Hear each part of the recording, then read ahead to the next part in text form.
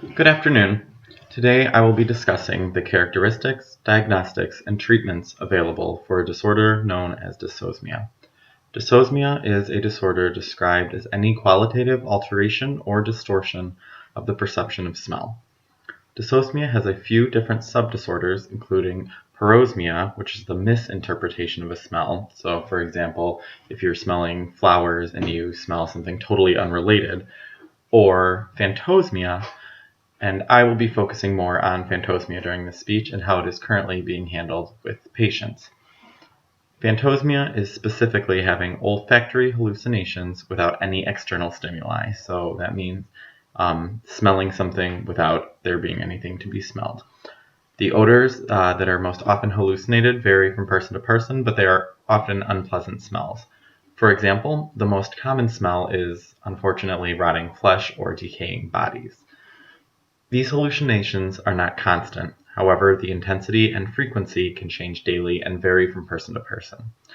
My mother has suffered from phantosmia for the past few years, and while this may not sound like that bad of a disorder, imagine smelling fumes from an exhaust pipe for hours on end, which is what she currently hallucinates, or the decaying bodies, and these can often lead to physical symptoms as well, causing you to be nauseated, your eyes to water, etc. I would like to address some of the current options available for those who suffer from this disorder and how they are insufficient. The current diagnostics available for this disorder are difficult to measure due to the fact it is a matter of perception by the patient. So it's often the patient coming in saying, I'm smelling these things, what do I do? So it can be difficult to quantify or measure. If a patient continues to complain about these hallucinations, an MRI is often ordered to see if there's a more significant underlying problem. Some common causes of dysosmia or phantosmia are nasal infections, long-term smoking, neurological diseases such as Alzheimer's or Parkinson's, head injuries, or temporal lobe seizures, to name a few. Just to go in, this is the section of the brain that is the temporal lobe, and while seizures are often thought about maybe somebody thrashing about, seizures within the brain can often be on a micro scale, which a lot of times medication like Depakote would be provided in order to help keep these seizures under wraps, because these micro seizures could be what's causing these hallucinations as a sort of secondary symptom.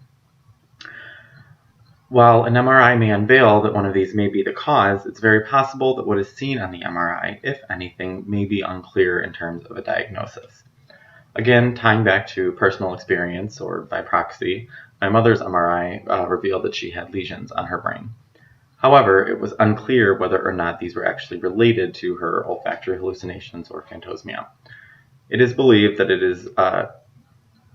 if it is believed that it is due to one of the more physical complications, such as a nasal infection, as I mentioned earlier, this could have led to a damaging of the nerves and the receptors in the olfactory system.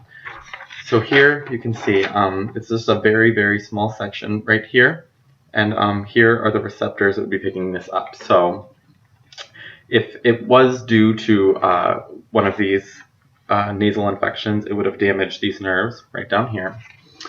And due to the fact that this is more physical, a saline solution or a nasal spray can lead to some temporary relief, and this would heal over time.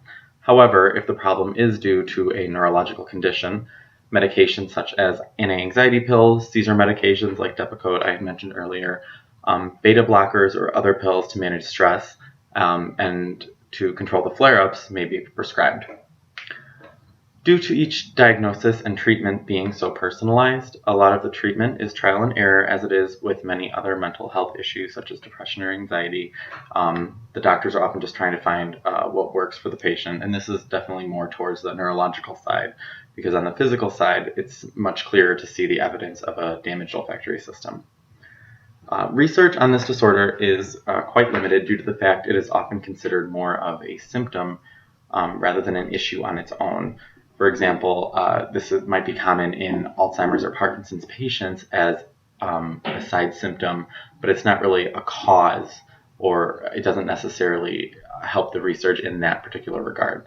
So I think the more research on the neurological side is needed, at least more focusing on the parosmia or phantosmia for people who are only suffering from this symptom in order to determine it could lead to other links in other disorders. So overall, just to provide a more conclusive diagnosis for patients. Ideally, I would like to see more progression in this field, and I hope you all share the same support now after this presentation. So thank you for your time.